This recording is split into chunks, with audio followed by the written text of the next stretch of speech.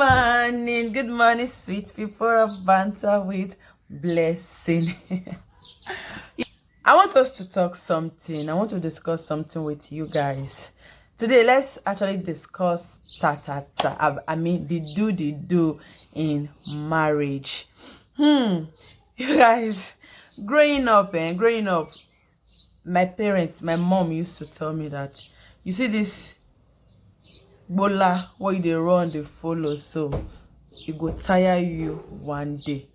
But I never listen because I'm that child that stays with different people. You get, I have never stayed with my biological mother for 2 years. Like me and my biological mother, we haven't stayed 2 years on a row in the same roof.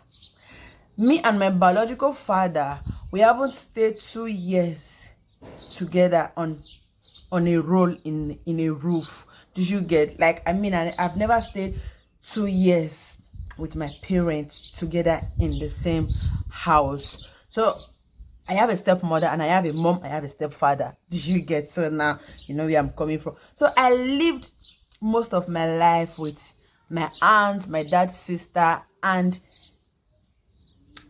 the streets. Did you get? So I live most of my life with my auntie and the street, and here I'm back here in Italy. I've been on the Europe side since for over a decade now. So did you get? And that got me thinking, because I remember the few time I spent with my mom, the few months, the 1 year I spent with my mom.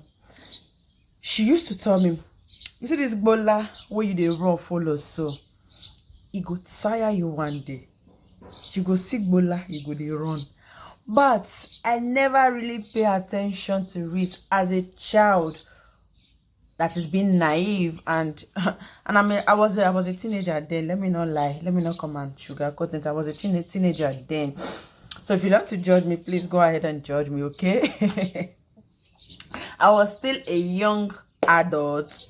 You guess I would just categorize myself into the latest teenager and a very young adult. Did you get? So she would tell me, blessing, this bola wey you dey run follow, so e go tire you one day. Now you go see bola and you go dey run. Blessing this, blessing that. And my mom do sell raw rice, native rice, popularly known as ekpoma rice. This native rice, raw one. So she do sell them inside the market. We need to use wheelbarrow. We need to take wheelbarrow from our house and put the rice inside, drive it to the market. Did you get? So each time it's basically hawking. Yeah, we are hawking. I'm hawking with wheelbarrow, not my head this time. All my life I've hawked with my head, and when I was with my mom, it has to do with wheelbarrow hawking. So when I'm going for hawk, they'll give me market to go and sell, to go and hawk. I would come back home early. Sometimes I would come back home early. Sometimes I would just, after selling my market, I might just be there with one particular guy. He was a boxer, and he do come to the market to help his mom to sell vegetables. So I would just sit down with him. We would just be there and just be gisting. Did you get? Even though later I date the guy, but at the beginning of it, I wasn't dating him. Are you getting my point? So I would just be there with him and I would just be gisting. I would abandon my market, my wheelbarrow. So my mom would say, this bola way they run, they follow, so it go tire you one day, but I need they actually listen. She keep on talking and talking and talking. So as somebody that have stayed with people that actually gave me that freedom, because my auntie gave me that freedom, but not so freedom. Do you get? I will leave the house, I will just go, I will go and hawk, I will come back. So if I make I bring her money complete, come back. Did you get? Even though I was coming home late while living with my auntie, but she wasn't having it. But yet, she just had to deal with me like that. Did you get? So I have that habit of coming home late, like extremely late. So my mom will just complain. This bola way they run follow, so you go tire. When you see bola, you go tire. I was like, nah, you know if you tire me. I was like, nah, you know if you tire me, why would bola tire me? Fast forward to today, blessing. I'm tired. Because now that I'm in the roof of a man, you cannot sleep in peace. You can't. Like, if they do the dark like this, I would think, oh, this man will come disturb me again. You get? Oh God. I'll be like, oh, this man will come disturb me again. And now, this concept is even worse. After children now, it's even worse. It's worse than before. I'll be like, no, oh God, oh, this man will come again. Like, we do quarrel for open matter for this house. Make I no lie. We do quarrel for the sake of ta in this house. That was, it would be like, every time we get tired. It will be like every time. Is it every time you are tired? Every time you are tired. There is never a time you being tired. You are always tired. You are always tired. You are always tired. You are always tired. Is there ever a time that you are never tired? Every time tiredness. There is no time that somebody is going to touch you that you will not say. There's no time that somebody is going to touch you that you will not be saying that you are tired. And I'm like, honestly speaking, genuinely speaking, I'm tired because it's not easy. And at the same time, I am no longer in that phase of my life where I want to be having it all the time. Like, and now I believe same. You see that thing where they always tell us growing up that if you don't dare on that man roof as a woman, bola go tire you. It's now that I now believe it. That what they used to say that if you don't dare man house as a woman, this thing called bola, you're gonna tired for it. Family member. Now I'm a testimony of that someone they actually tired, but we need they actually like to listen to our parents. Like now looking back, all the advice that I were given as a child then, oh God, they are manifesting. All the advice that they advised me of growing up, they are manifesting. Looking back and be like, oh, whoa, blessing. You for actually listen, no? Because assuming you listen, maybe you could have made some amendment and you will not be this and you know be that. Do you get? I know we are a lot on this table that normal we are always looking back. That we are looking back and we'll be like, whoa, did you did that? That you be like, whoa, did you did that back then?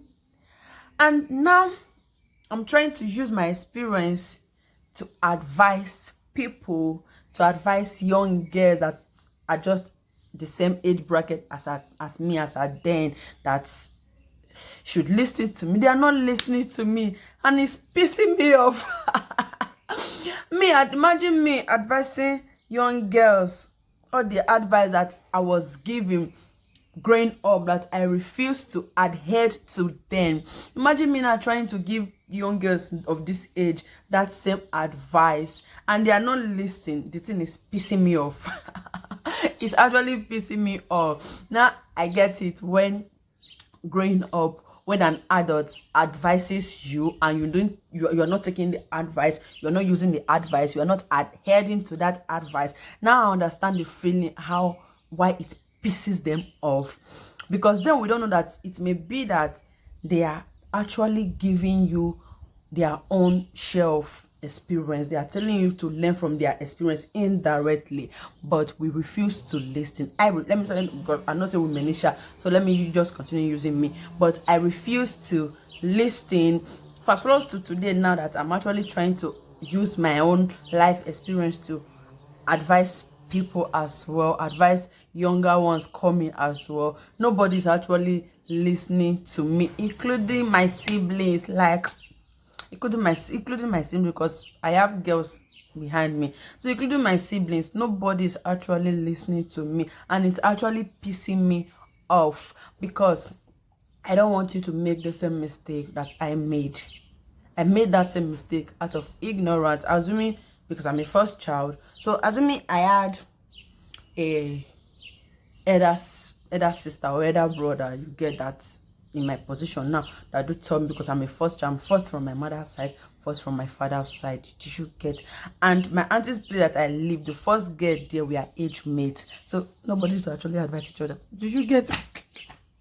So nobody, assuming there is somebody that actually gave us that advice, that is just, you get, our blood, maybe we could have actually adjust. But us being the first, we don't want to listen to any stranger, including our parents. So that got me thinking more. So these people actually felt bad back then, that even me myself, I'm feeling bad now when I'm advising. I'm not in that point of my life that I don't want to even advise my siblings anymore. I don't want to.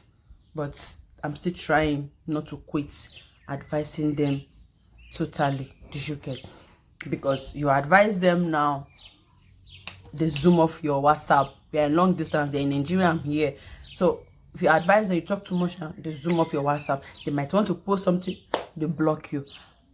I'm still trying not to like close the chapter and be like, okay, do you, but I will still talk. I'm your elder sister, I'm your senior, I'm missing you. I will still talk. I'm still trying to talk. So that, but you guys, that's basically it. Enough of this talking. Let me know your own thoughts in the comments section. Let me know your opinion in the comment section. Do you think that we actually did ourselves dirty growing up by not listening to the elders in our environment, in our community? And are you also having your own fair share of the result, like me, now that I'm advising my siblings that they don't listen, I'm advising younger generations, they don't listen? Do you also battle the same thing? Because at the battle and